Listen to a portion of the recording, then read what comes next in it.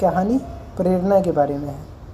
तो आज हम एक ऐसे खिलाड़ी या एक ऐसे व्यक्ति के बारे में बात करने जा रहे हैं जो हर दिन सिर्फ एक ही चीज़ को परफेक्ट करने में जुटा रहता था। एक छोटे से मैदान में सुबह की हल्की धूप फैल रही थी। बाकी खिलाड़ी वार्म अप कर रहे थे, लेकिन एक कोने में एक लड़का लगातार एक ही शॉट पर काम कर रहा था।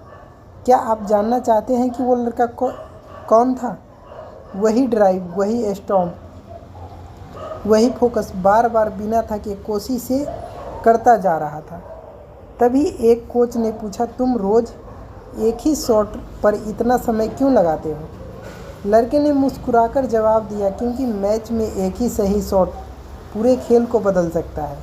वही खिलाड़ी आगे चलकर भारतीय क्रिकेट टीम का सबसे भरोसेमंद बल्लेबाज बना।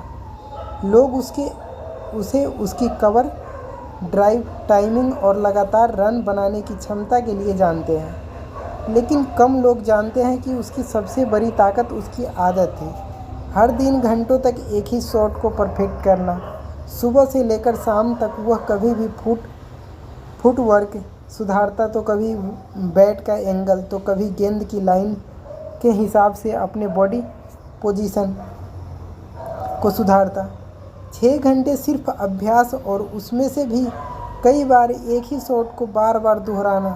टीम के नए खिलाड़ी उससे पूछते कि इतनी मेहनत क्यों करते हो तुम?